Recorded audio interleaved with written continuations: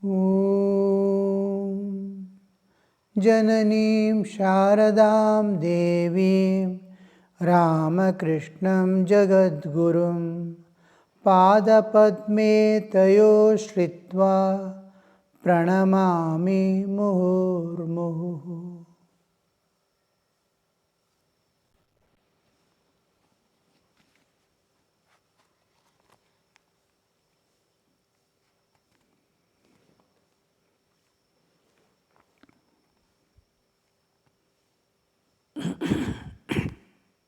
Shri Ramakrishna is continuing.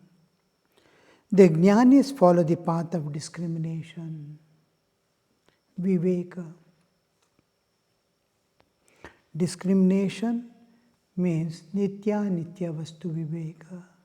What is everlasting, what is eternal, what is unchanging, and what is temporal, what is ephemeral, what is fleeting, it's going away.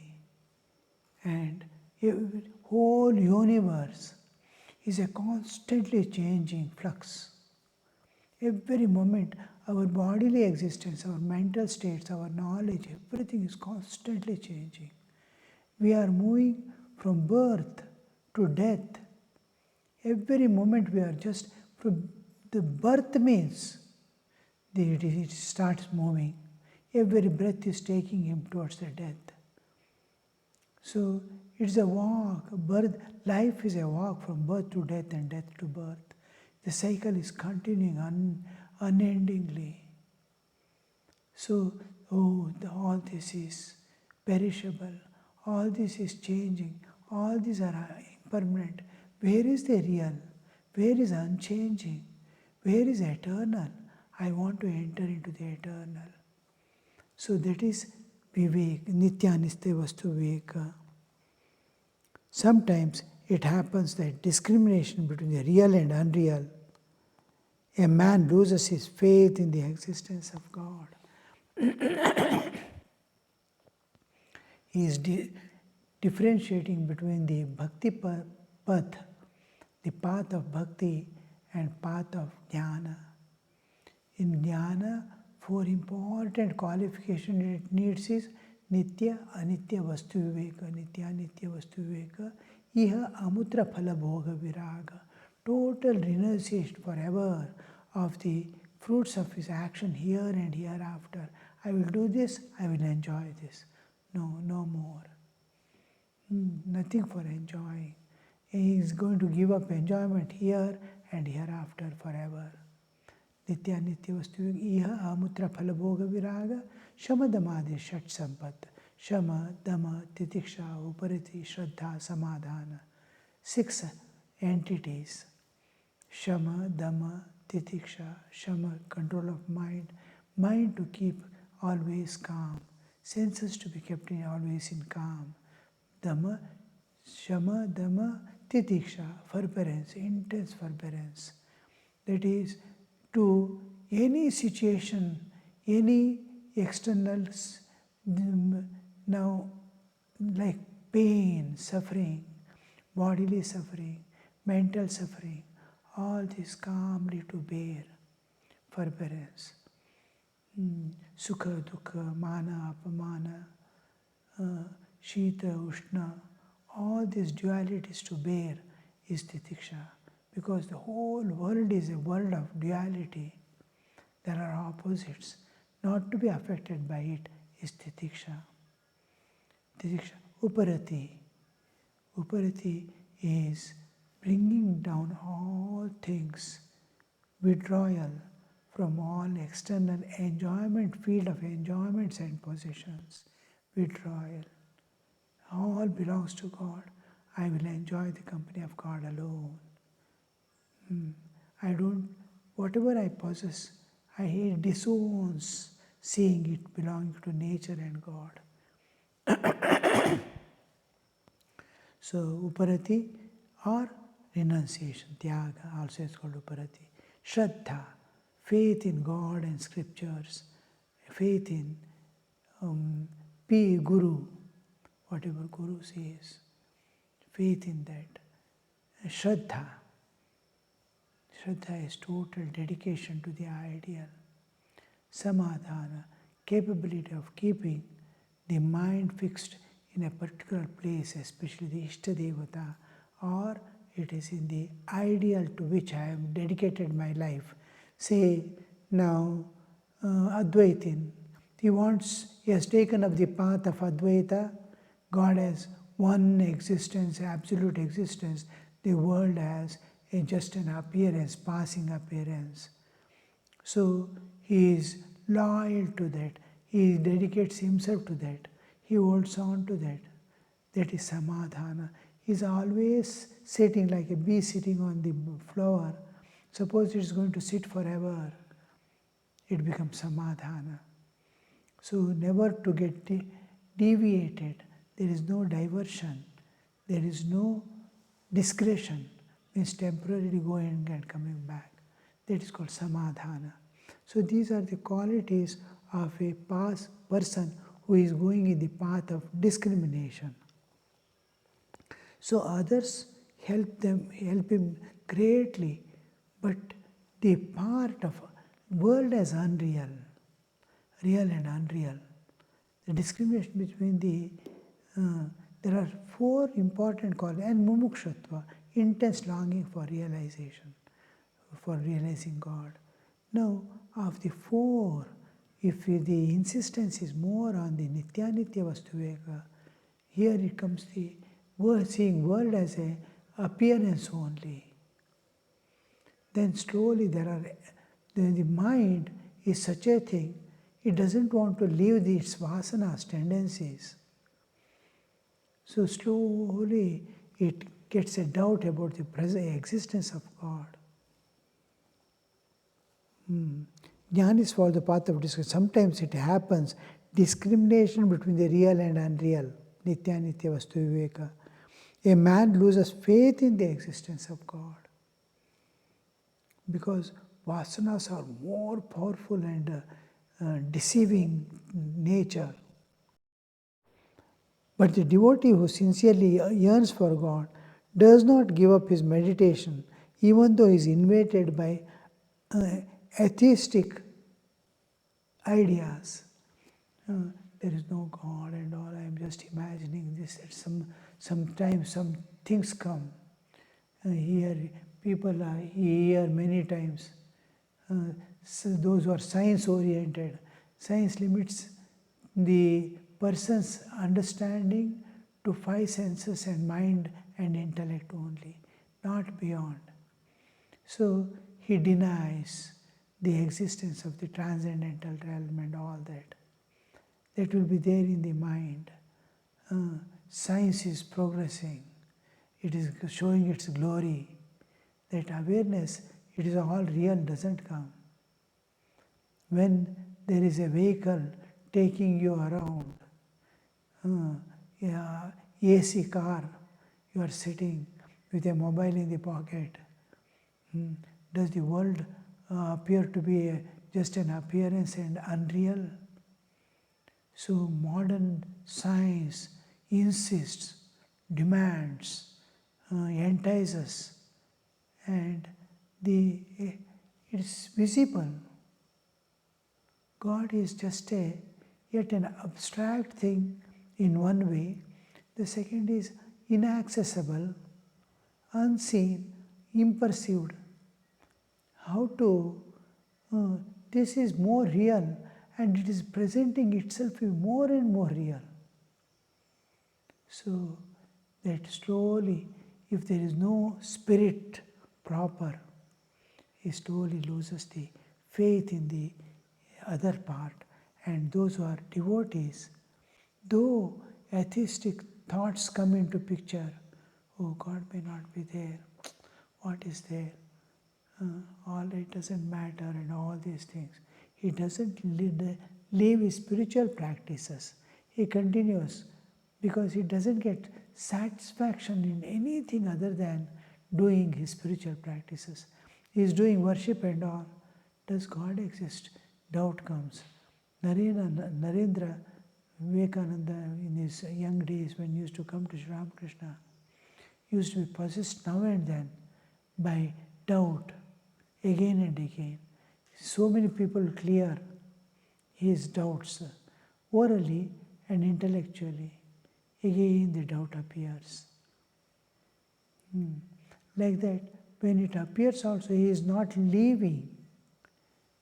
Because that is the one thing, suppose he doesn't do meditation or he doesn't do worship at home, he feels as if he has lost something because of the habit, because of the hold of the divine on him, because of the, it tallies with the nature's plan.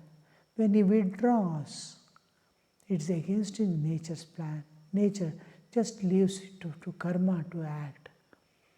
But when he is going on the spiritual path, nature like a mother takes care of him. So this difference exists. He, just to fulfill his some mental satisfaction, he, even if atheistic thoughts come into him, possesses him, he continues to do his spiritual practices. He doesn't leave. But a devotee who sincerely yearns for God, does not give up meditation even though he is invaded by atheistic ideas. A man whose father and grandfather have been farmers continues to do the farming even though he doesn't get any crop in year of drought. There is a place called Balamane, from about 3 hours journey from here, and we have a small tapasya kutia there. Whole area is forest area, most of the part belonging to the government. A few houses used to be there, 20-25 families. Now only 2 families are there. All other things, children have gone away on their jobs and after education here, there. The elders alone are there, they are not able to manage the things. And they have left and gone away with their children. Only 2 families or 3 families are living now. There we have a kutia. And the neighborer, he purchased a few sites. Sites means the farms. And he started doing farming. Usually almost all people have stopped here taking away paddy, growing paddy, because it is not yielding now. Suppose you invest 1 lakh rupee, you will be getting back 80,000, 70,000, a loss of 20. After putting all the efforts, they get a loss of, so people avoid. But I saw him every year cultivating, and I asked him, does it yield to you? He said, no, Swamiji, it doesn't. Then why are you doing? He said, I am a farmer. I can't leave. I make up in other crops, but this is my food. I offer it to God every day, cooking from this.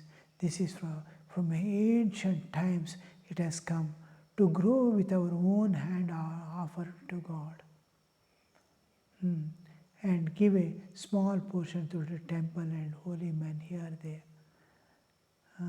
And not because it is going to yield me, I am not growing it for the sake of money. But in arkanet and coconut, I make the money. And here I am doing it not because it is yielding, but it is because I am a krishika, I am a farmer. It is my duty to farm the land and grow. I am putting all my efforts, but still it doesn't matter. Because it doesn't yield, I cannot leave this and go away. So the dedication, in case of bhakta, it continues to do, not because it is going to give him fruit, it is going to give him safety, it is going to give him happiness and joy, it is going to take away all his sins, it is going to take away his suffering, not because of that. He does because he loves God. Even if there is a loss, even if all things go against, he continues to do it for the love of God. And as a habit too.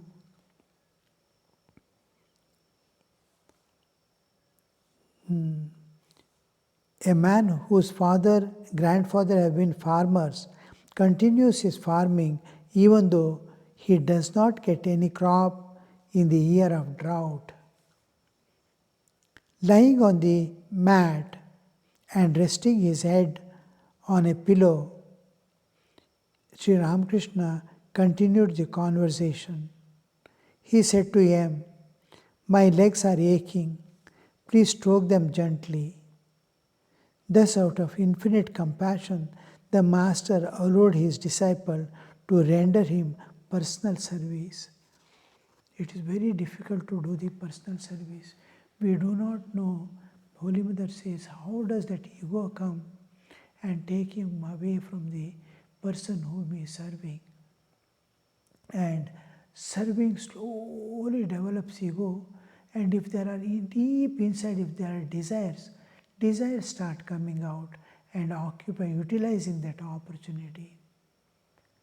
Same thing happens to Hriday, who was serving Sri Ramakrishna. Slowly ego and desire comes up. He wants to collect some money from the devotees. He wants to rule over Sri Ramakrishna. He must obey me. Such kind of thoughts start coming. Then Thakur had to pray to Divine Mother. Mother, take him away. He is becoming a problem for my work in this world. Like that, the ego presents slowly, and if inner desire, if a single desire is there, you can't love and you cannot serve. In the name of service and love, I'll be satisfying that inner desire. There comes the ego into picture. So, Master is telling, he is asking him to stroke his feet gently. Thus, out of infinite compassion, the M is writing, the author himself.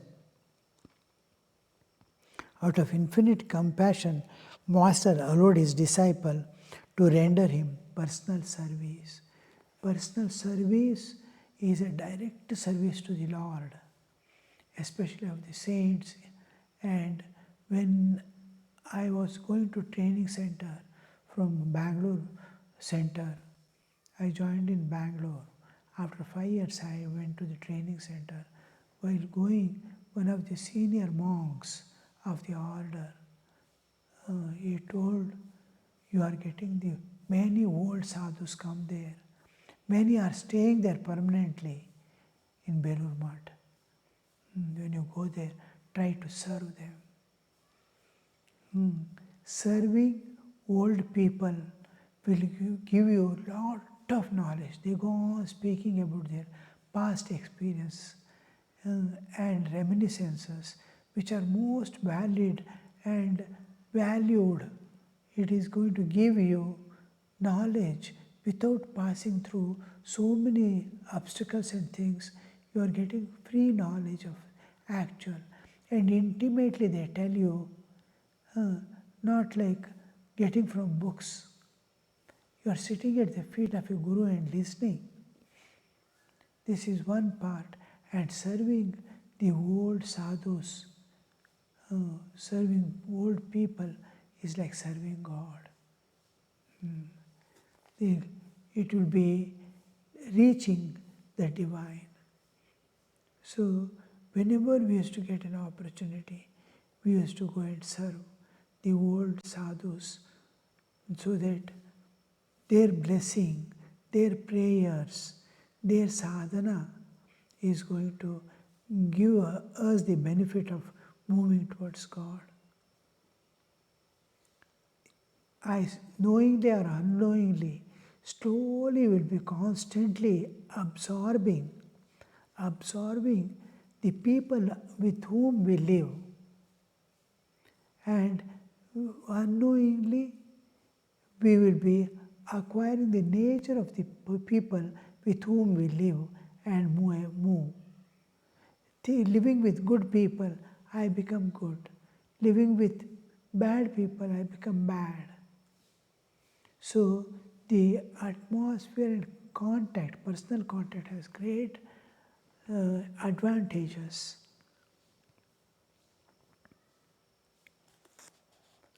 It was a summer day. The evening service in the Kali temple was over. Sri Ramakrishna stood before the image of Divine Mother and waved the fan few minutes.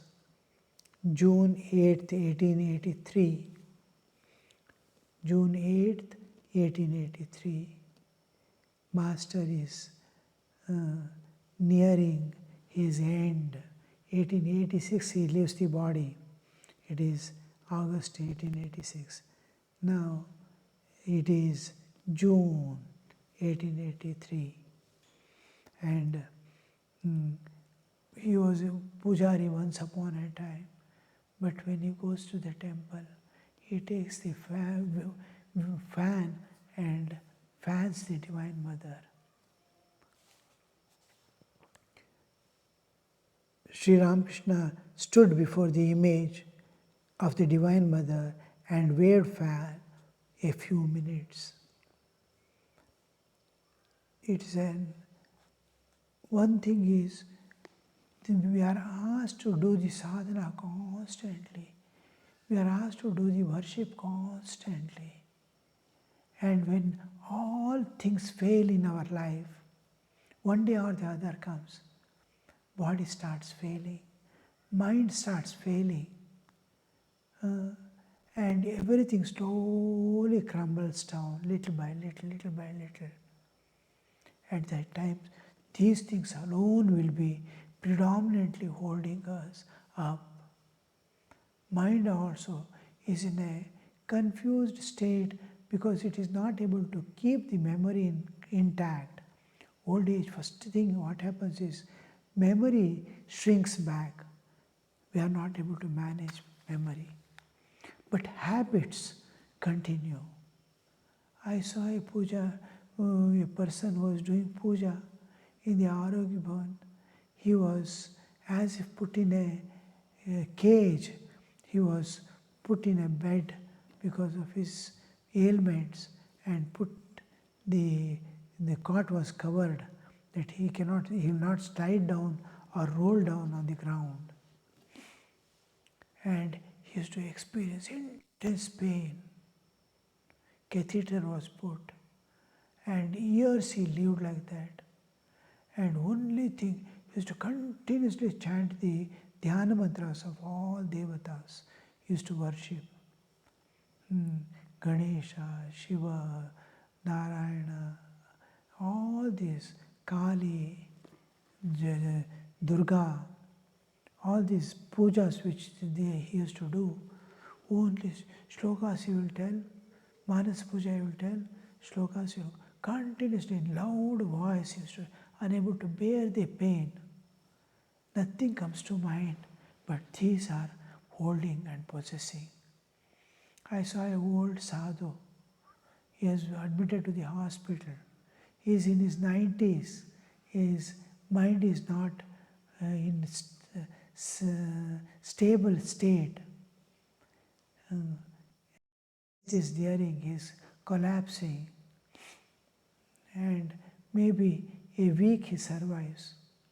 As soon as it is 4 o'clock in the evening, he will shout, "Oh, take me to the shrine, take me to the shrine." The doors of the shrine are open. Every day, morning and night. How that habit, thinking of God when it becomes a habit, when all are failing, that habits keep the light burning within you. That habit, one by one, falls off. Mind also stops working. In awareness, there is God and God alone. Body is falling off. So here you see Sri Ramakrishna going to the temple and waving the fan. Ram, Kedar Chatterjee and Tarak arrived from Calcutta with flowers and sweets. Kedar was about 50 years old. At first, he had frequented the Brahmo Samaj and joined other religious sects in his search for God, but later on he accepted the Master as a spiritual guide. He was an accountant in government office and lived in a suburb of Calcutta. How the devotees belonging to different status, both social and his professional, different grades, different work, different functions, act, powers, identity, they are working in the world as devotees of God. Om Shanti Shanti Shanti Harihi Om Tat Sat Shri Ramakrishna Arpanamastu.